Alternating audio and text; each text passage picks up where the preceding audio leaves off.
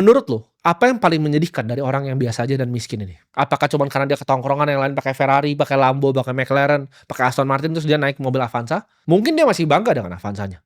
Mungkin bukan itu yang bikin dia sedih. Mungkin juga bukan ditanya, "Oh, lu habis ngapain hari ini?" "Oh, gue di kantor," gitu. Bukan cuman hidupnya yang biasa aja. Yang 4 nih misalnya istrinya cantik-cantik, cuman dia sendiri yang istrinya jelek. Bahkan bukan itu, mungkin dia beneran sayang sama istrinya. Lu mau tahu yang paling menyedihkan apa?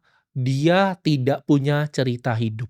Maksudnya apa? Untuk orang sampai sukses, gua tahu itu ada perjuangan yang luar biasa. Semua teman-teman gua yang sukses itu perjuangannya luar biasa dan gua tahu sendiri. Kalau ada seperti itu, ya 4 orang sukses dan 1 orang biasa aja, dia tidak punya cerita apa-apa. Contoh, gua nih, ya. Gua itu ketika gua sukses, itu banyak sekali tantangan yang gua hadapi di hidup gua yang gua harus overcome, yang harus gua lewati.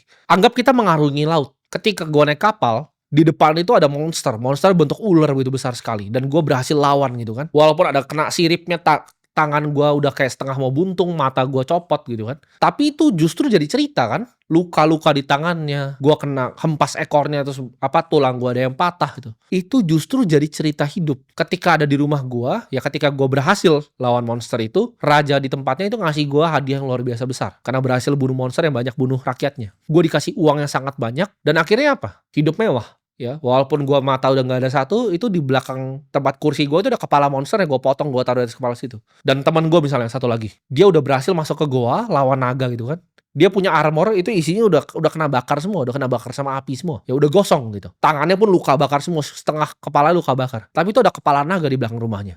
Semuanya punya monsternya masing-masing. Gua udah lawan ular di laut, ada yang lawan naga, ada yang lawan monster yang lain. Tapi satu orang ini yang paling sedih adalah apa? Dia tidak ikut perjalanan itu.